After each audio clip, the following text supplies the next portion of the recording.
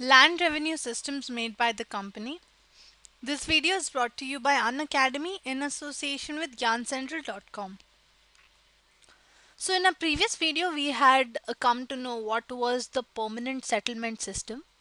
Let us quickly recall what the permanent settlement was.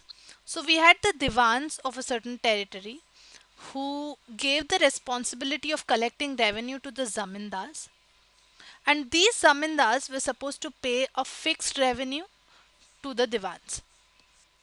But the company faced problems in this fixed system. It questioned the system because it questioned the fact that how could the revenues be actually fixed permanently at a time when the company needed more money to meet its expenses and for administration and trade. So, looking at the failure of the Permanent Settlement Act, the northwestern provinces of Bengal, which is the present day Uttar Pradesh, an Englishman called Holt Mackenzie devised a new system in the year 1822. This system came to be known as the Mahalwari system. Now, don't confuse a mahal meaning a palace. A mahal in this case referred to as a village. Now, what was this new system? According to Holt Mackenzie, a village was an important social institution in the North Indian society and it needed to be preserved. Under his directions, the collectors went from village to village, inspecting the land, measuring fields, and recording the customs and rights of different groups. Estimated revenue of each plot within a village was added up to calculate the revenue that each village had to pay. So, let me put it in a mathematical way. Summation of revenue collected from each plot in a village equals total revenue collected from that very village. Simple, isn't it? Now, this demand was to be revised periodically, not permanently fixed. So, it was not fixed.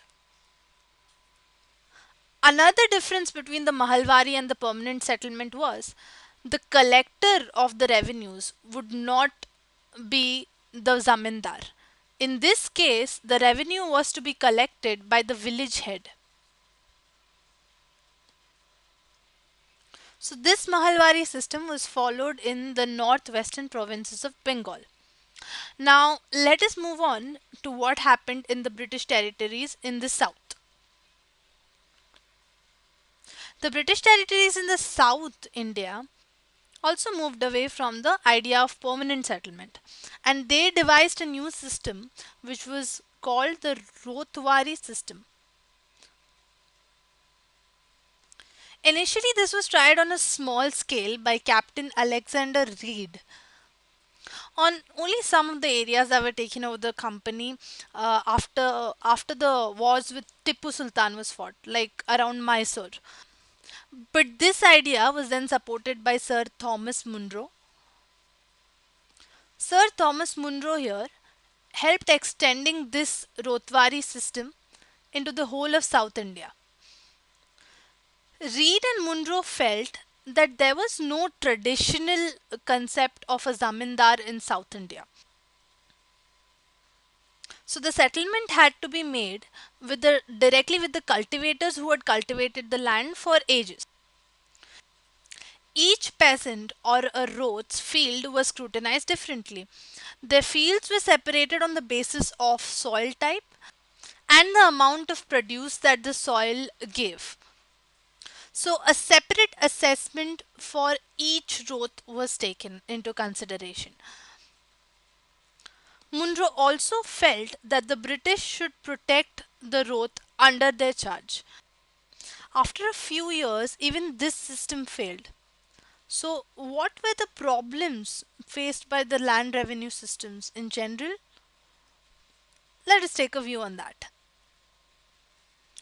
All land revenue systems faced failure due to certain common problems. The British officials became greedy.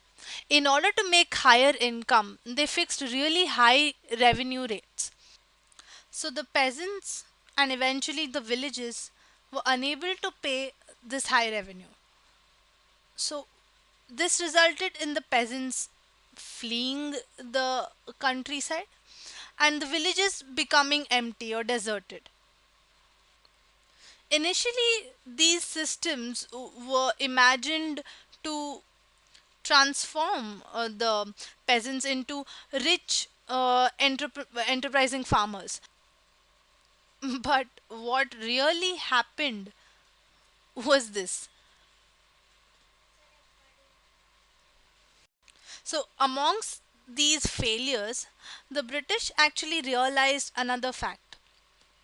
The British realized that the countryside could not only be used to yield revenue, it could also grow the crops Europe required.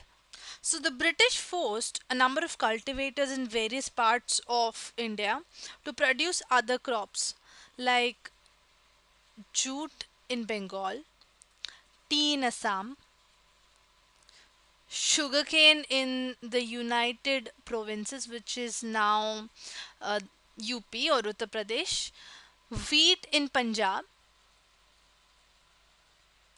cotton in Maharashtra and Punjab, and rice in Madras. How was this done? Well, the British used a variety of methods for cultivating um, the variety of crops. The story of one such crop and one such method of production will be given out in our next video.